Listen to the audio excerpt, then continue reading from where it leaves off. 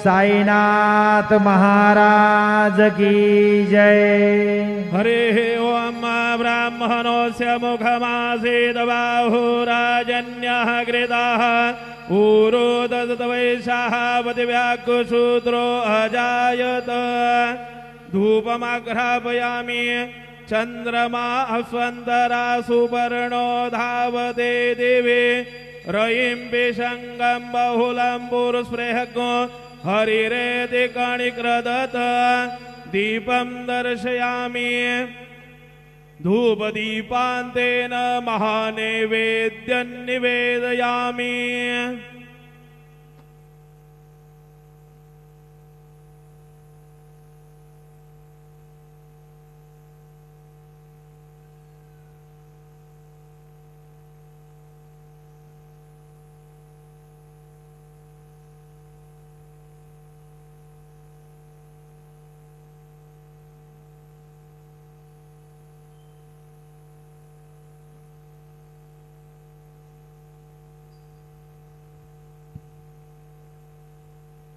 ओम प्राणदा पानदा व्यानदा व्रजोदा वरिवोदा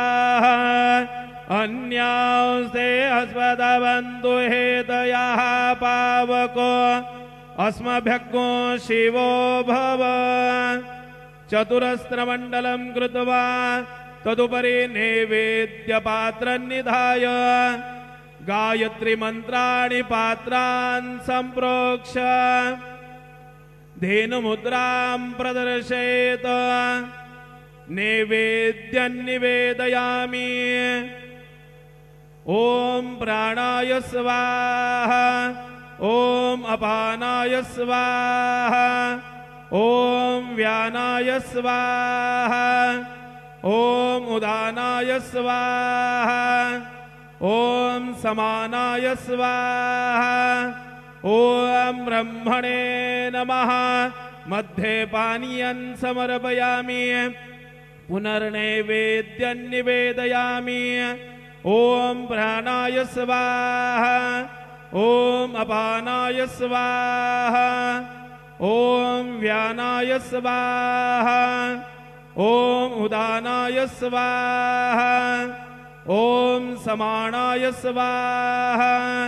ओम ब्रह्मणे नमः। नैवेद्यं समर्पयामि। हस्तप्रक्षालनं समर्पयामि। मुखप्रक्षालनं समर्पयामि। सद्गुरु साईनाथ देवताभ्यो नमः। चरणकमले प्रार्थनापूर्वक नमस्कारं करोमि।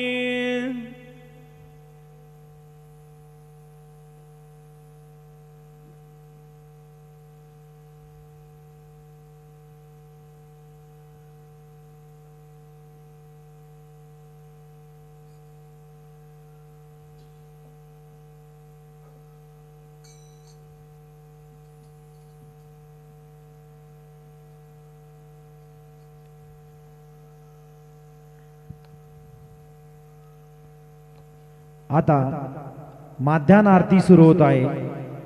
सर्वांनी एका सुरात आरती म्हणावी। अब माध्यान आरती शुरू हो रही है। आप सब एक सुर में आरती गाइए। श्री सच्चिदानंद सद्गुरु साईनाथ महाराज की जय। घेऊनिया पंचारती करू बाबांची आरती करू साईंची आरती करू बाबांची आरती। उठा उठा हो बांधव ओवाळू हार माधव साईर माधव ओवाळू हार माधव। करोनिया स्थिर मन पाहू गंभीर हे ध्यान साईंचे ध्यान पाहू गंभीर हे ध्यान। कृष्णनाथा दत्त साई जडो चित्त तुझे पायी चित्त बाबा पायी जडो चित्त तुझे पायी। आरती साई बा बाबा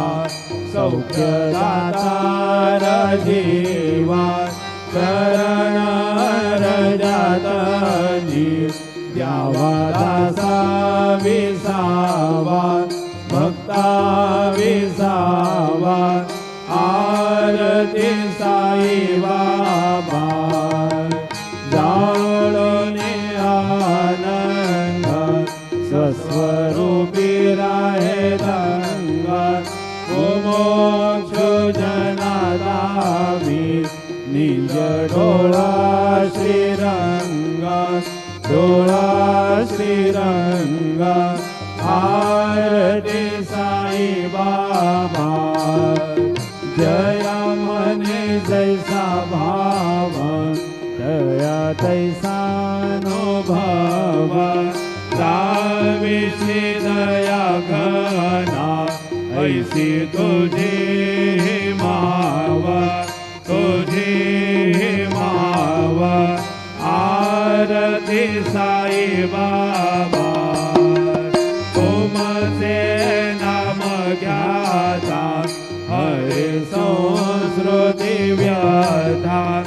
अगाध तव करणी मार्ग दाविसी अनाथा दाविसी अनाथा आरती साई बाबा कलियुगी अवतार सगुण पर ब्रह्म साचार अवतीर्ण झाला से स्वामी दत्त दिगंबर दत्त दिगंबर आरती साई बाबा 8 दिवसा गुरुवारी भक्त करी देवारी प्रभु पद पाहावया भवभय निवारी भय निवारी आरती साई बाबा माझा निज द्रव्य ठेवा तव चरण रज सेवा मागणे हेची आता तुम्हा देवाधिदेवा देवाधिदेवा आरती साई बाबा इच्छित दिन चातक निर्मल तोय निज सोखा पाजावे माधवाया सांभाळ आपोली भाका आपोली भाका आरती साई बाबा सौख्यदातार जीवा चरण रजतनी द्यावा दासा विसावा भक्ता विसावा आरती साई बाबा जय देव दत्ता अवधूता हो साई दूता जोडून करतव चरणी ठेवी तो माथा जय देव अवतरसी तो येता धर्माचे ग्लानी नास्तिकांना हे तो लाविसी निज भजनी लाविसी नाना लीला असंख्य रूपानी हरसी दीनांचे तो संकट दिन रजनी जय देव दत्ता अवधूता हो साई अवधूता जोडून करतव चरणी ठेवी तो माथा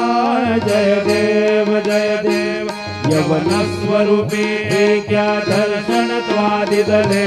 संशय निरसुनिया तद्वैता घालविले गोपी चंदा मंदा त्वांचे उद्धरिले मोमिन वंशे जन्मुनि लोका तारियले जय देव दत्ता अवधूता हो साई अवधूता जोडून करतव चरणी ठेवी तो माथा जय देव भेदन तत्वी हिंदू यमनांचा काही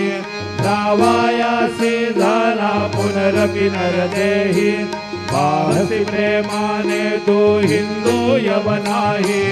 दाविसी आत्मत्वाने व्यापक हा साई जय देव दत्ता अवधूता हो साई अवधूता जोडून करतव चरणी देवी तो माझा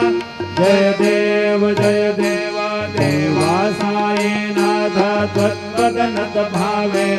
परमाया मोहित जन मोचन जनि भावे त्वत्कृपये सकलांचे संकट निरसावे देशील करिते त्वद्यश कृष्णाने गावे जय देव दत्ता अवधूता साई अवधूता जोडून करतव चरणी देवी तो माझा जय देव शिर्डी माझे पंढरपूर साई बाबा रमावर साई बाबा रमावर शुद्ध भक्ती चंद्र भागा भाव पुंडलिक जागा भाव पुंडलिक जागा याहो अवघे जन करू बाबांसी वंदन साईंसी वंदन करू बाबांसी वंदन म्हणो म्हणे बाबा साई दाव पाव माझे आई धाव पाव माझे आई घालीन लोटांगण वंदीन चरण डोळ्यांनी पाहिन रूप तुझे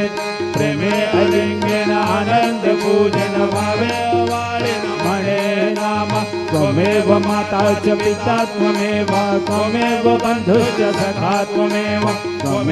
विद्या द्रविण त्वमेव सर्वं मम देव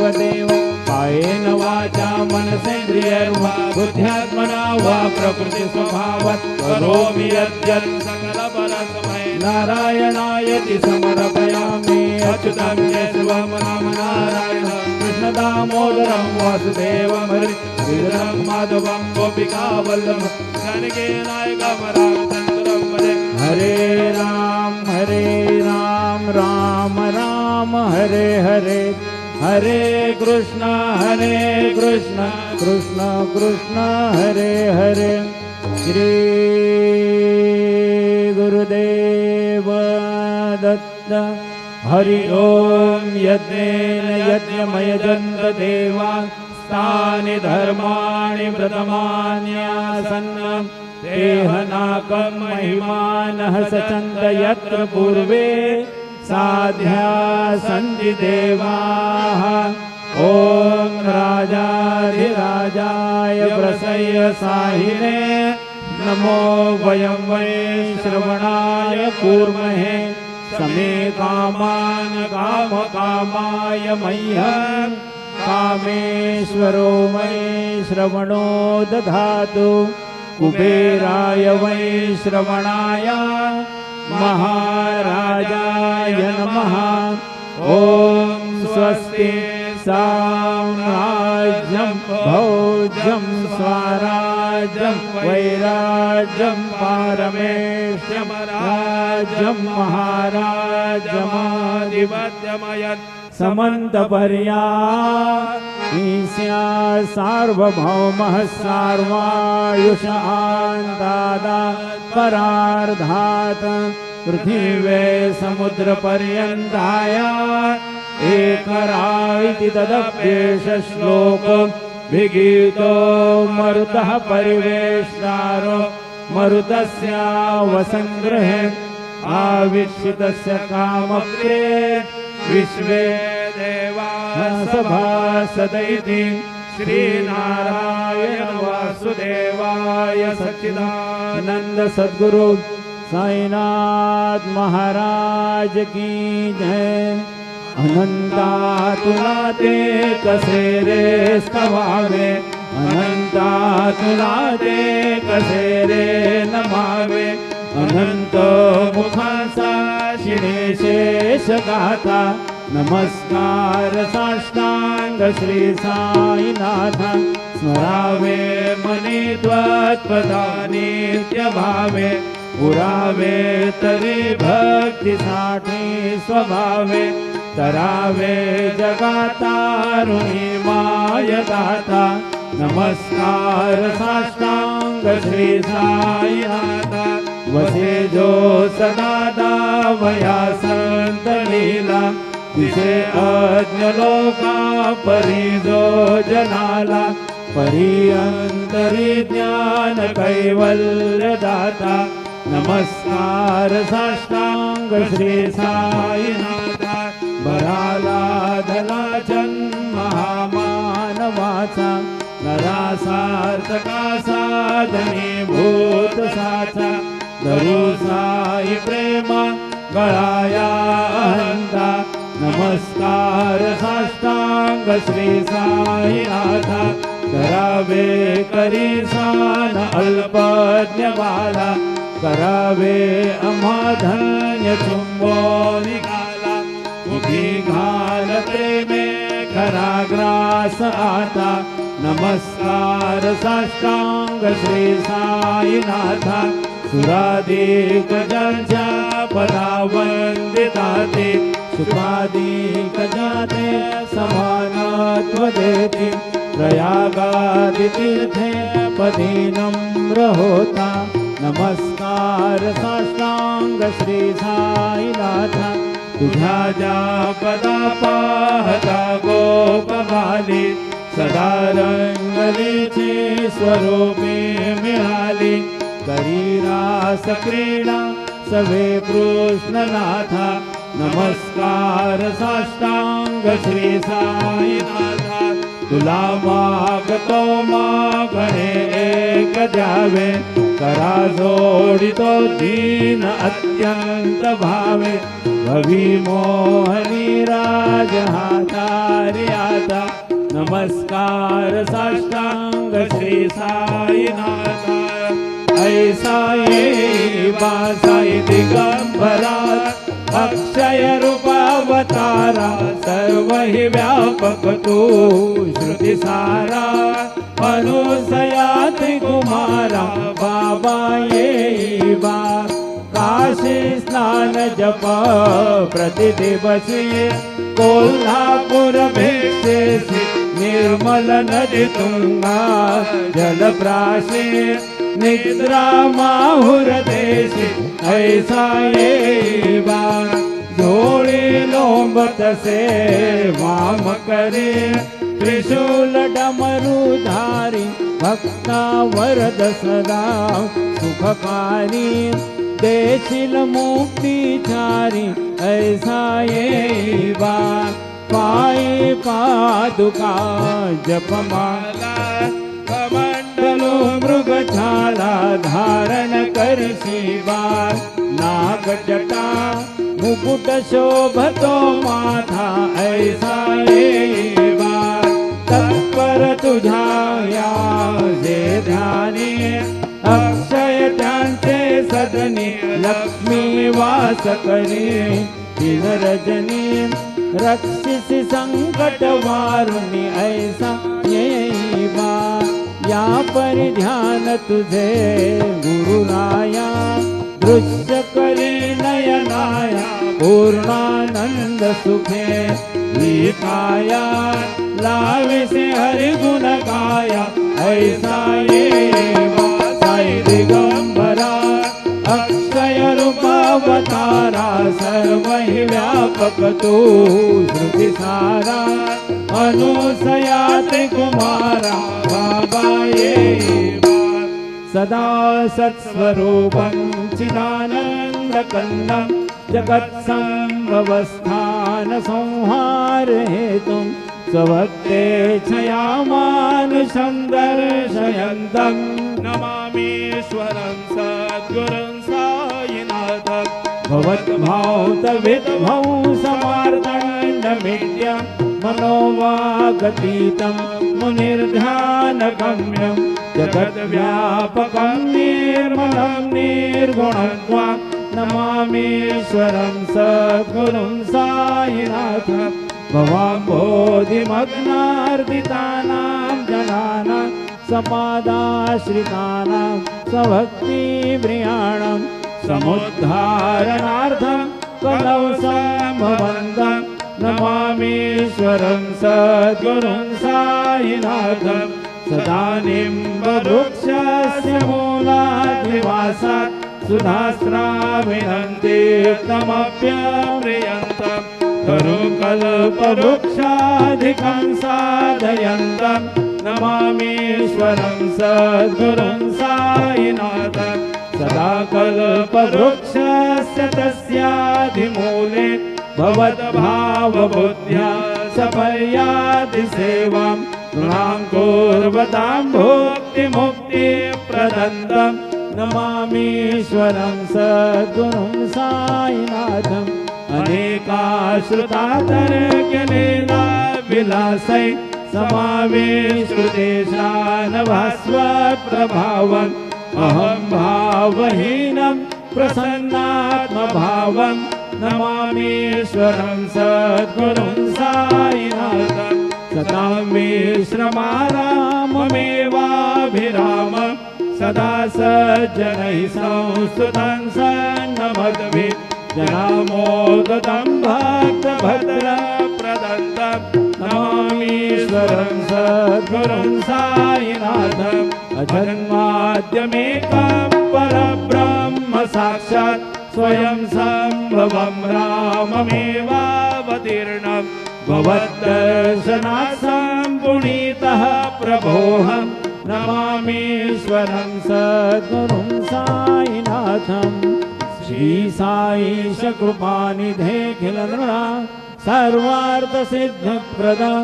युष्मत्पादरजः प्रभावमतुलं धाता विवक्ता क्षमः सद्भक्त्या शरणं कृताञ्जलिपुटः सम्प्रापितोऽस्मि प्रभो श्रीमत्साई परेशपादकमलान् नान्यच्छरण्यं मम साई रूपधर राघवोत्तम भक्तकाम विबुधध्रुवं प्रभो माययोपहत चित्तशुद्धये चिन्तयाम्यहमनिशं मुदा सरस्वधांशु प्रतिमा प्रकाश कृपातपत्रं तव साईनाथ त्वदीयपादाब्जसमाश्रितानां स्वच्छायया तापमपां करोतु उपासना दैवत साईनाथ स्तवैर्मयोपासनिनास्तु तस्वं रमेन्मनो मे तव पादयुग्मे भृङ्गो यथाब्जे मकरन्दलुब्धः अनेकजन्मार्जितपापसंशयो भवेद्भवत्पादसरोजदर्शनात् क्षमस्व सर्वान् अपराधपुञ्जकान् प्रसीद साई सद्गुरो दयानिधे श्री साईनाथ चरणामृतपूत चित्तास् तत्पादसेवनरतः सततं च भक्त्या संसारजन्य दुरितोर्धविनिर्गतास्ते कैवल्यधाम परमं समवाप्नुवन्ति स्तोत्रमेतत् पठेत् भक्त्या यो नरस्तन्मनः सदा सद्गुरोः साईनाथस्य कृपापात्रं भवेत् ध्रुवम् करचरणकृतं वा कायजं कर्मजं वा श्रवणनयनजं वा मानसं वापराधं विदितमविदितं वा सर्वमेतत् क्षमस्व जय जय करुणाब्धे श्री प्रभो साईनाथ श्री सच्चिदानंद सद्गुरु साईनाथ महाराज की जय। राजा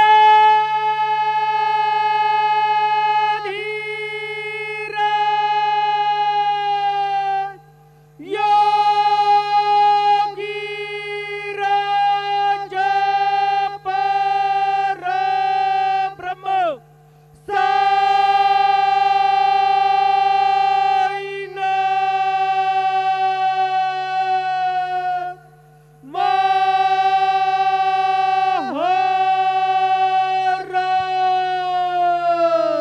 श्री सच्चिदानंद सद्गुरु